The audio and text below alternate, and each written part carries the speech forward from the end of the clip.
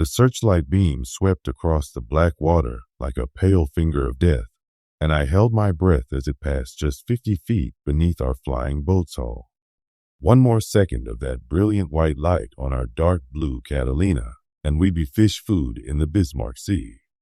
I pressed my face against the cold plexiglass of the pilot's window, watching the Japanese destroyer below continue its methodical search pattern, unaware that death was circling overhead in the form of a PBY-5A Black Cat and her crew of night hunters. My name is Lieutenant Commander Jack Morrison, United States Navy, and this is the story of how a bunch of misfit pilots flying obsolete seaplanes helped turn the tide off the Pacific War, one dark night at a time. It was March 1943, and I'd been flying PBY Catalinas for 2 years when they pulled me aside at Henderson Field on Guadalcanal. The war in the Pacific was reaching a critical phase. We'd stopped the Japanese advance at Midway and Guadalcanal, but now came the hard part, pushing them back across thousands of miles of ocean, island by island, through some of the most treacherous waters on Earth. "Morrison," said Commander Bill Grayson, a weathered aviator whose eyes held the 1,000-yard stare of too many combat missions. "You've got more night flying hours than any pilot in the squadron. How'd you like to join a special unit?" I was curious. Flying regular patrol missions in the broad daylight had become routine and dangerous. Japanese Zeros had a nasty habit of appearing out of nowhere, and a PBY Catalina, despite her many virtues, was no match for a fighter plane in daylight combat. We lost too many good crews already. "What kind of special unit, sir?" I asked. Grayson smiled, but it wasn't a pleasant expression. "Night work. Very night work. We're calling it the Black Cat Squadron." The concept was simple, but execution would prove anything but. Under cover of darkness, specially modified PBY Catalinas would prowl the waters around Japanese-held islands, hunting for enemy shipping, conducting reconnaissance, and generally making life miserable for the Imperial Japanese Navy. Our planes would be painted matte black, with all reflective surfaces dulled or covered. We'd fly low and slow, using our engine's distinctive sound to psychological advantage. The Japanese had begun calling us Washing Machine Charlie because of the distinctive drone of our twin Wasp engines echoing across the water at night. Within a week, I found myself at a forward base on New Guinea, learning the deadly craft of night warfare in the Pacific. Our base was little more than a coral strip hacked out of the jungle, with maintenance hangars built from salvaged materials and determination. The humidity was crushing, the food was terrible, and the mosquitoes carried every disease known to medical science. But the camaraderie among the Black Cat crews was unlike anything I'd experienced in my 12 years of naval service. My crew consisted of men I'd trust with my life, because I did, every single night. There was Chief Petty Officer Mike Radar Kowalski, our flight engineer and the best mechanic on the base. He could keep our Pratt and Whitney engines running on prayers and spare parts scavenged from crashed planes. Aviation radioman First Class Tommy Chen handled our primitive radar equipment and radio communications, while aviation machinist Mate Second Class Danny O'Malley served as our nose gunner and bombardier. Rounding out the crew were Seaman Jim Bradley on the waist gun and aviation ordnanceman Third Class Luis Ramirez, who could arm a bomb faster than anyone I'd ever seen. Our plane was a PBY-5A, one of the amphibious variants that could land on either water or runway. She wasn't much to look at, a high-wing monoplane with 2 engines mounted above the wing and a boat-like hull that looked more suited to leisurely lake fishing than combat operations. But the Catalina, nicknamed Cat by her crews, was tough, reliable, and capable of staying airborne for up to 24 hours with auxiliary fuel tanks. More importantly, she could fly low and slow, making her nearly invisible to enemy radar and difficult to spot visually at night. We named our plane Midnight Prowler and spent days modifying her for night operations. Every piece of equipment that might reflect light was painted black or covered with fabric. The exhaust stacks were fitted with flame dampener to reduce our visual signature. We installed primitive ASV air to surface vessel radar, though it was unreliable and had a tendency to break down at the worst possible moments. Most importantly, we practiced flying in complete radio silence, navigating by dead reckoning, celestial navigation, and what old-timers called Kentucky windage, educated guesswork based on experience. The Japanese controlled vast stretches of the Pacific, from the Aleutians in the north to the edge of Australia in the south. Their naval forces moved freely under cover of darkness, resupplying isolated garrisons, evacuating personnel from bases that had become untenable, and positioning forces for new attacks. Our job was to disrupt these operations, gather intelligence on enemy movements, and gradually chip away at Japanese naval strength through harassment and psychological warfare. My first mission as a Black Cat came on a moonless night in late March 1943. Intelligence had spotted a Japanese convoy moving southeast through the Bismarck Sea, probably heading for Wewak or Meidong to resupply their battered forces in New Guinea.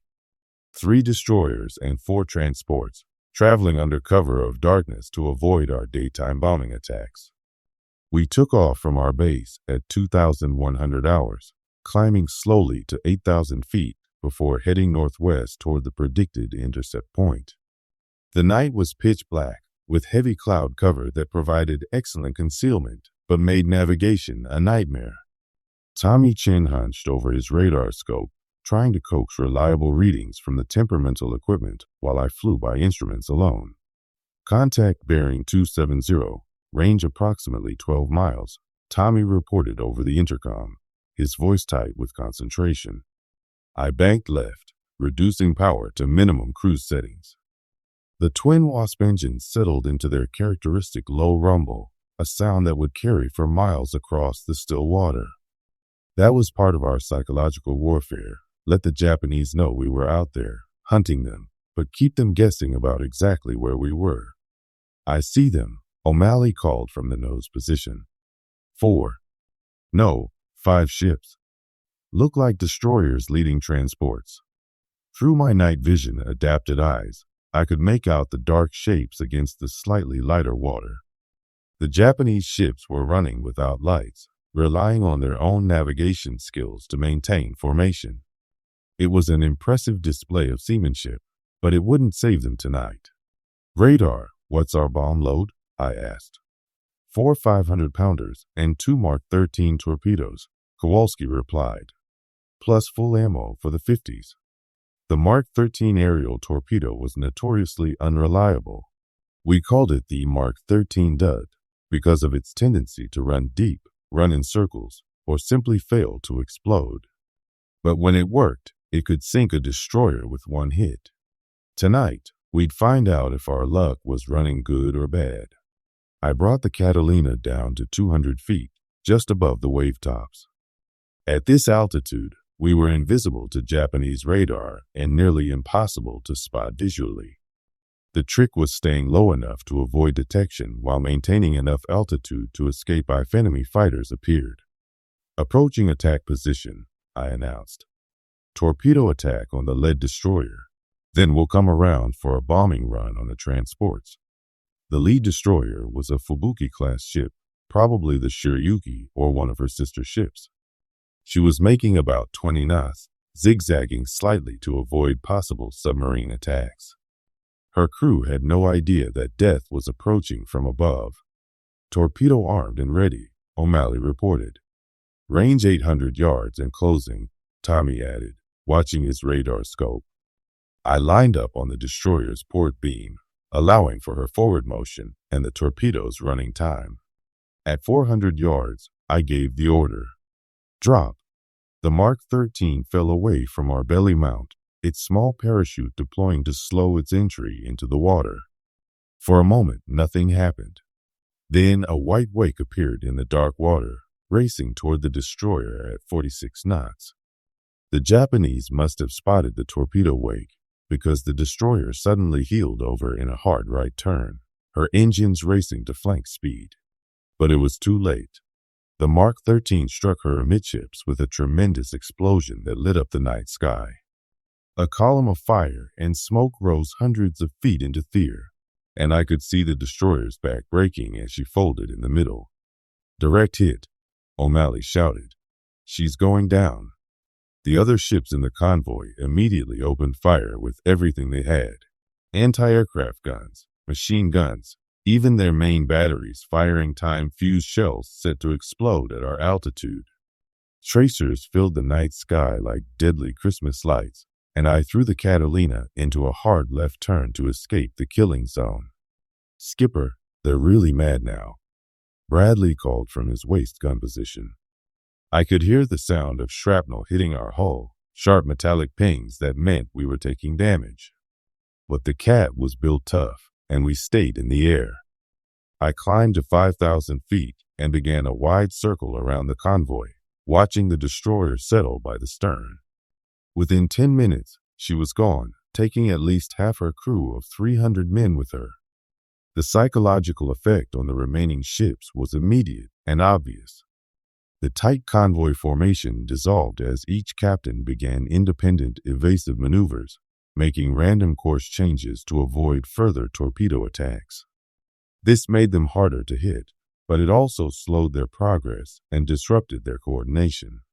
"Coming around for bombing run," I announced. "Target is the largest transport." The transport in question was probably a converted passenger liner, maybe 8,000 tons displacement. She was loaded with troops, supplies, and equipment desperately needed by Japanese forces in New Guinea. Sinking her would not only eliminate those resources, but also send a message to Tokyo that nowhere in the Pacific was safe from American attack. I brought the Cat down to 3,000 feet and lined up on the transport's starboard side. At this altitude, we were well within range of the ship's anti-aircraft guns, but high enough to give our bombs time to arm before impact. "Bomb bay doors open," Ramirez reported from his bombardier position. The transport was making about 15 knots and turning slightly to port.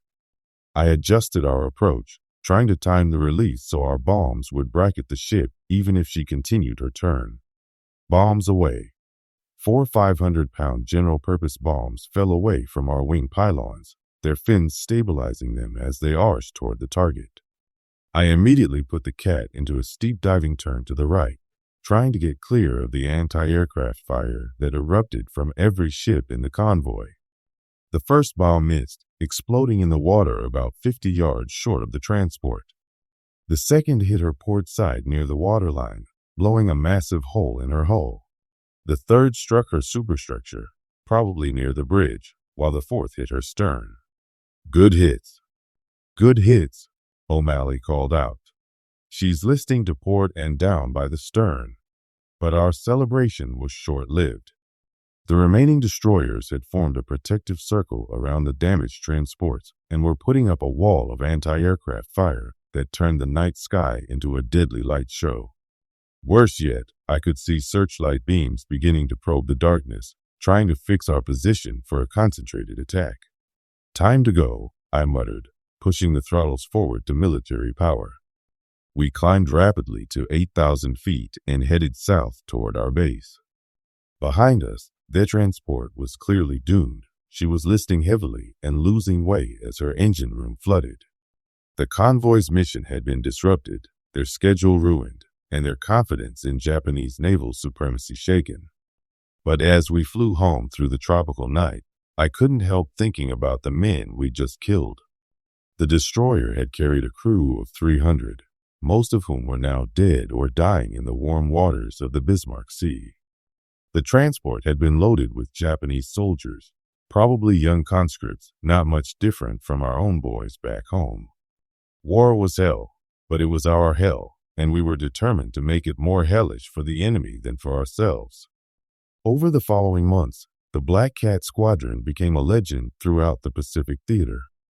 We operated from forward bases scattered across New Guinea, the Solomons, and eventually the Philippines, always moving closer to Japan as Allied forces advanced across the Pacific.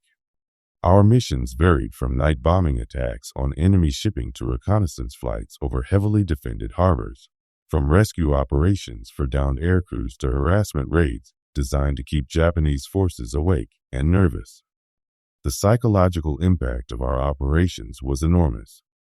Japanese soldiers and sailors throughout the Pacific learned to dread the sound of our engines in the night. They called us Washing Machine Charlie, or sometimes Maytag Messerschmitt, referring to the distinctive sound our twin Wasp engines made as we circled their positions in the darkness. Many Japanese veterans later reported that the constant threat of night attack had a devastating effect on morale and combat effectiveness. One of our most successful operations came in June 1943 when intelligence reported a major Japanese naval force gathering at Rabaul, the massive fortress base on New Britain that served as the keystone of their defense in the Southwest Pacific. Reconnaissance flights had spotted at least 2 aircraft carriers, 4 cruisers, and a dozen destroyers in the harbor, along with numerous transports and support vessels. "This is the big one, boys," Commander Grayson told us at the pre-mission briefing. "If we can disrupt this operation, we might prevent a major counterattack against our forces in the Solomons." The mission called for 4 Black Cats to approach Rabaul from different directions, conducting simultaneous attacks on the shipping in the harbor while maintaining radio silence to avoid giving away each other's positions. My crew would approach from the southeast, targeting the aircraft carriers if possible. We took off at midnight, climbing to 10,000 feet for the long flight to Rabaul. The weather was typical for the region: scattered thunderstorms, heavy cloud cover, and occasional patches of clear sky that provided excellent visibility, but also exposed us to enemy observation. Rabaul was one of the most heavily defended bases in the Pacific. The Japanese had carved dozens of airfields out of the jungle, positioned hundreds of anti-aircraft guns around the harbor, and maintained constant air patrols to intercept attacking aircraft. Approaching the base required careful planning, precise navigation, and a large helping of luck. "Contact on radar," Tommy reported as we approached the target area. Multiple large vessels in the harbor. Through breaks in the cloud cover, I could see the lights of Rabaul spread out before us. Despite blackout regulations, enough light leaked from the base to illuminate the harbor and reveal the dark shapes of warships anchored inside. "There," O'Malley called from the nose position. 2 carriers anchored about a mile apart. "Looks like they've got destroyer screens around them." The carriers were probably the Shokaku and Zuikaku, 2 of Japan's most valuable fleet carriers. Each ship could carry about 70 aircraft and represented years of construction effort and billions of yen in investment. Sinking even one of them would be a major victory. Attacking an aircraft carrier in a heavily defended harbor was no simple task. The ships would be protected by anti-aircraft guns, torpedo nets, and patrol boats. Worse yet, they would undoubtedly have steam up and be ready to get underway at the first sign of attack. "We'll make our approach from the west," I decided. "Use that cloud bank for cover, then dive to 500 feet for the torpedo run." I banked left and began a long approach that would bring us over the harbor from the direction of the setting moon. At 5,000 feet, we were above most of the light anti-aircraft fire, but well within range of the heavy guns if they spotted us. "Torpedo armed and ready," O'Malley reported. "I've got the lead carrier lined up," I said, adjusting our heading slightly to account for the target's anchored position. At 2,000 yards, I pushed the nose down and began our attack run. The Catalina accelerated rapidly in the dive, her airspeed climbing past the red line on the instrument panel. At 800 yards, I leveled off at 300 feet and prepared to launch. That's when every anti-aircraft gun in Rabaul opened fire. The night sky exploded in a fireworks display of tracers, searchlight beams, and exploding shells. The Japanese had been waiting for us, probably alerted by their radar operators or coast watchers. Our surprise was blown, but we were committed to the attack. "Drop!" I shouted over the roar of exploding shells. The Mark 13 torpedo fell away cleanly, its parachute deploying as designed. I immediately threw the Cat into a hard right turn and pushed the throttles to emergency power, trying to escape the killing zone before the Japanese gunners could adjust their aim. Behind us, the torpedo ran straight and true toward the carrier's starboard side. The big ship was trying to get underway, her screws churning white water as her engines built up power. But she was too close to shore to maneuver effectively, and the torpedo struck her amidships with a tremendous explosion. "Hit! Hit!" O'Malley called out. "Right in the engine room." The carrier immediately took a heavy list to starboard and began settling by the stern.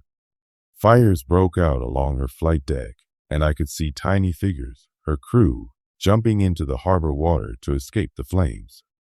But we weren't out of trouble yet. Japanese night fighters had been scrambled from the nearby airfields, and I could see their navigation lights climbing toward our altitude.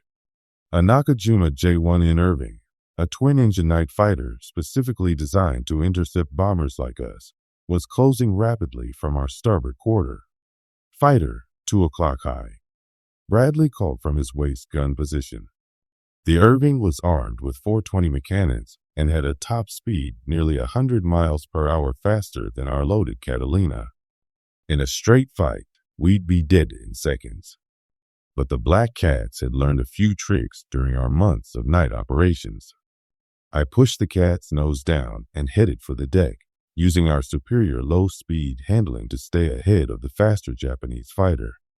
At wave-top level, the Irving would have difficulty spotting us visually, and his radar would be confused by reflections from the water surface. "Lost him in the sea clutter," Tommy reported, watching his radar scope. We flew south at maximum speed for 30 minutes before I felt safe enough to climb back to cruising altitude. Behind us, Rabaul was lit up like a Christmas tree as damage control parties fought the fires on the stricken carrier and prepared for additional attacks. "Think she'll sink?" Kowalski asked over the intercom. "Hard to say," I replied, "but she won't be launching airplanes anytime soon." Later intelligence reports confirmed that the carrier, it was indeed the Shokaku, had been severely damaged in our attack. Although Japanese repair crews managed to keep her afloat, she was out of action for nearly 6 months while undergoing extensive repairs. More importantly, her air group had been decimated when the torpedo explosion ruptured the aviation fuel storage tanks, destroying most of the aircraft aboard. As 1943 wore on, the Black Cat Squadron found itself increasingly involved in the brutal campaign for the Solomon Islands. The Japanese had established a supply route they called Rad Run, and we called the Slot, a narrow passage between the island chains that allowed fast cruisers and destroyers to bring supplies and reinforcements to their beleaguered garrisons on Guadalcanal and other islands. These Tokyo Express runs, as American forces dubbed them, had become a nightly ritual.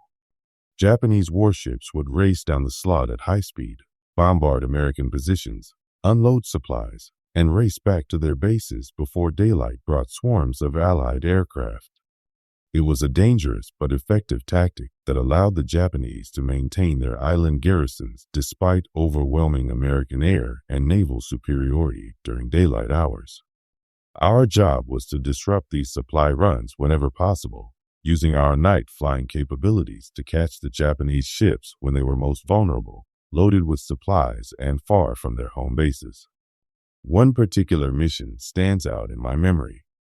It was August 1943, and intelligence had reported an especially large Tokyo Express run forming up at Rabaul.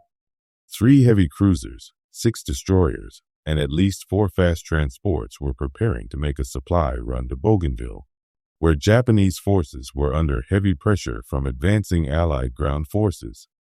This could be their last major attempt to reinforce Bougainville, Commander Grayson told us at the briefing. "If we can stop this convoy, we might force them to abandon the island entirely." The mission plan called for coordinated attacks by 6 Black Cats, approaching the convoy at different times and from different directions to maintain pressure throughout the night. My crew would be the third to attack, hitting the convoy somewhere near Choiseul Island as they began their approach to Bougainville. We took off from our base on New Georgia just after midnight, flying north through scattered rain squalls toward the predicted intercept point. The weather was typical for the season, hot, humid, and unstable, with towering thunderclouds that rose to 40,000 feet and contained enough electrical energy to power a small city. Contact bearing 030, range 22 miles, Tommy reported from his radar scope. The convoy was making good time, probably 25 knots or better. At that speed, they'd reach Bougainville before dawn, unload their supplies, and be heading home before our daylight bombers could intercept them. I count 9 ships, O'Malley called from the nose position. 3 large ones that look like heavy cruisers, plus destroyers and what might be transports. The heavy cruisers were probably Taco-class ships, each mounting 10 8-inch guns and capable of devastating shore bombardments. If they reached Bougainville, they'd pound our forces there into rubble before unloading their supplies. We had to stop them. I brought the Cat down to 800 feet and began our approach from the convoy's port quarter. The Japanese ships were maintaining tight formation, with destroyers positioned to screen the larger vessels from submarine or surface attack. But they weren't expecting attack from above. Looks like they've got some kind of air cover, Bradley reported from his waist gun position. I can see aircraft circling about 5 miles ahead of the convoy. Japanese fighter aircraft providing night cover for naval operations was a new development and not a welcome one. The fighters would probably be Mitsubishi A6M0s equipped with primitive radar and trained for night interception. They wouldn't be as effective as dedicated night fighters, but they could still cause us serious problems. "We'll have to be quick," I told the crew. "Hit the lead cruiser with both torpedoes. Then get out before those fighters can intercept us." The lead cruiser was a magnificent sight, her bow cutting through the dark water at high speed, white foam cascading away from her hull. She was probably 800 feet long and displaced nearly 15,000 tons, a major unit of the Imperial Japanese Navy and a target worthy of our best efforts. At 3,000 yards, I began my attack run, diving to 400 feet to ensure accurate torpedo placement. The Japanese were maintaining radio silence, but I could see signal lights blinking between the ships as they coordinated their defensive measures. "First torpedo armed and ready," O'Malley reported. "Range 1,800 yards and closing," Tommy added. At 800 yards, I released the first Mark 13. The torpedo dropped cleanly and entered the water with barely a splash, its wake immediately visible as it raced toward the target at 46 knots. "First fish running hot, straight, and normal," O'Malley called out. I held course for another 10 seconds, then released the second torpedo. 2 Mark 13s gave us a better chance of achieving at least one hit, and the cruiser was too valuable a target to risk missing with a single weapon. The Japanese lookouts must have spotted our torpedo wakes, because the lead cruiser suddenly heeled over in a hard starboard turn, her engines racing to flank speed as she tried to avoid the incoming weapons. But at that range, there wasn't enough time or sea room for effective evasive action. The first torpedo struck the cruiser just forward of her bridge, the explosion lighting up the night sky and sending a column of fire and debris hundreds of feet into the air. The second torpedo hit her amidships, probably in the engine room, and the big ship staggered like she'd been punched by a giant fist. 2 hits. 2 hits. O'Malley shouted. "She's dead in the water." But we weren't finished yet. The convoy's escorts had immediately opened fire with every weapon they possessed, and the night sky filled with tracers and exploding shells. More dangerous were the Japanese fighters, which were diving toward our position at full throttle. "Zeros, 6 o'clock high," Bradley called out, opening fire with his .50 caliber machine gun. I threw the Catalina into a hard left turn and pushed the nose down toward the water, using every trick I'd learned in 2 years of night combat. The Japanese fighters were fast and maneuverable, but they weren't designed for low-altitude combat, and their pilots weren't trained for night fighting against targets flying at wave-top level. One of the Zeros made a high-speed pass at us, his 20mm cannon sparkling in the darkness. I could hear the shells whistling past our tail, but none found their mark. The Japanese pilot pulled up sharply and began a climbing turn for another attack, but by then we were skimming the wave tops at maximum speed and disappearing into the darkness.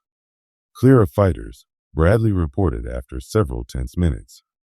I climbed back to cruising altitude and took one last look at the convoy.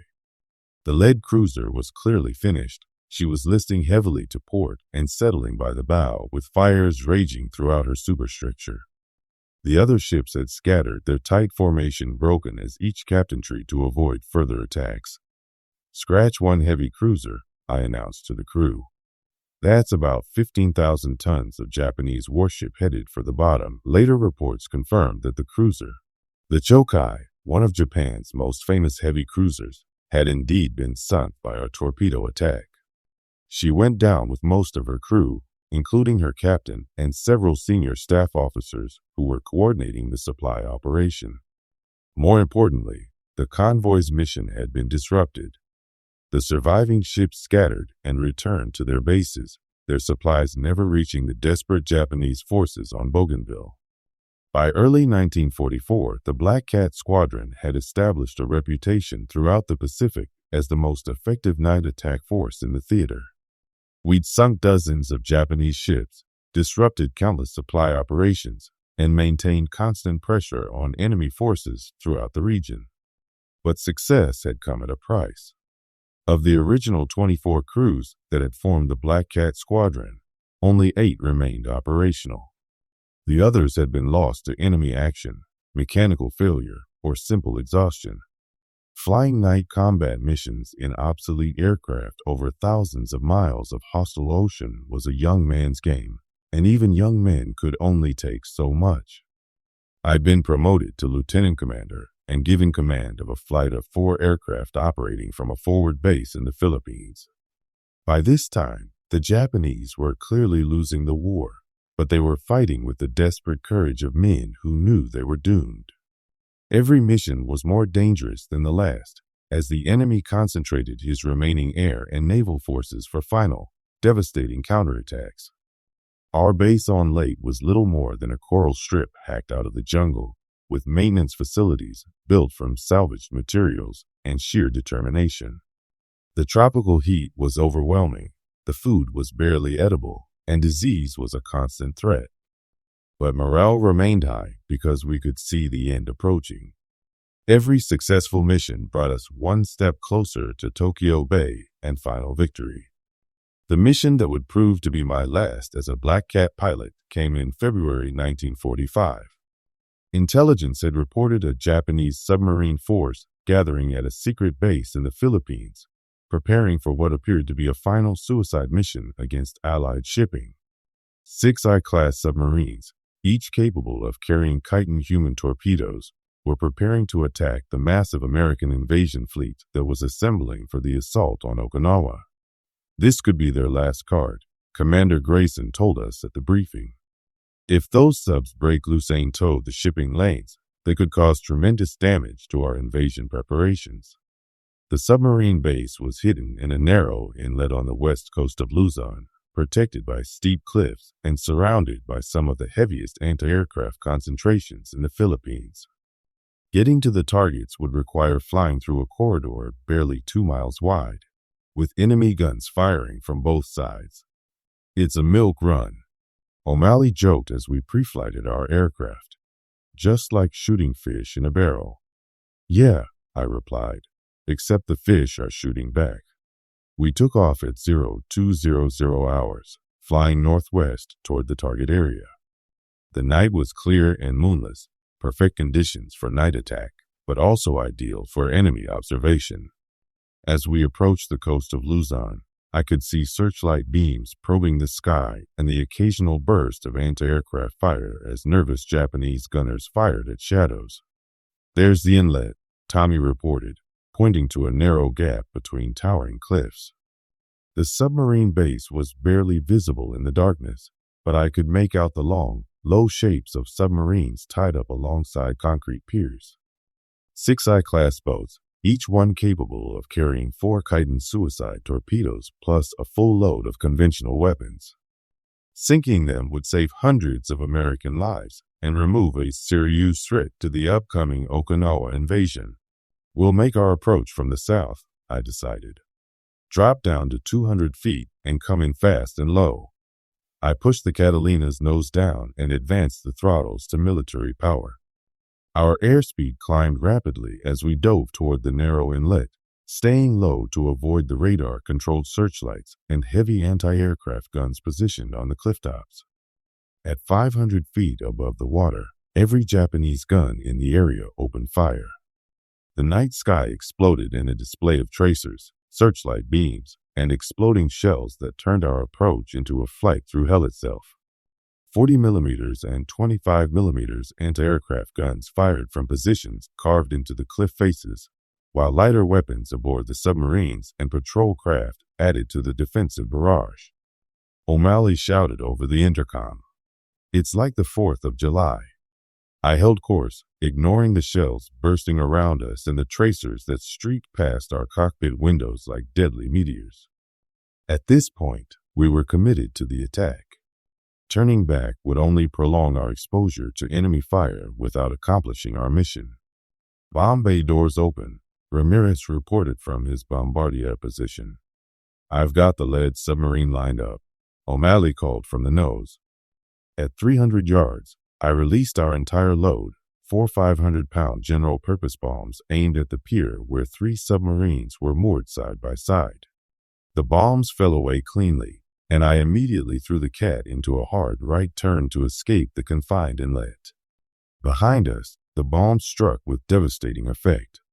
The first hit the pier directly, blowing a massive crater in the concrete and severing the mooring lines of 2 submarines. The second struck one of the sub's amidships, probably rupturing her pressure hull and flooding her engine compartment. The third and fourth bombs bracketed another submarine, lifting her partially out of the water before she crashed back down with her hull cracked open like an eggshell. "Direct hits. Direct hits," O'Malley shouted. "At least 2 subs are finished." But our celebration was premature. As we climbed away from the target, a stream of 25mm shells from a hidden gun position struck our port engine. The twin Wasp motors seized with a grinding crash, and oil began streaming back over the wing. "Port engines gone," Kowalski reported from his engineer's position. "Oil pressure 0, temperature off the scale." Flying a heavily loaded PBY on one engine was possible, but not easy. The Catalina immediately began yawing to port, and I had to apply full right rudder to maintain directional control. Our rate of climb dropped to almost nothing, and our airspeed fell dangerously close to stalling speed. "Feather the port prop," I ordered. "Shut down the engine and hope we can make it home." Kowalski worked frantically at his engineer's panel, shutting off fuel and oil flow to the damaged engine and adjusting the propeller pitch to reduce drag. Meanwhile, I nursed the remaining Pratt and Whitney motor, trying to coax maximum power without overheating it. "How far to base?" I asked Tommy. "About 120 miles, he replied, checking his navigation charts. 120 miles on a single engine, flying a shot-up seaplane over hostile territory.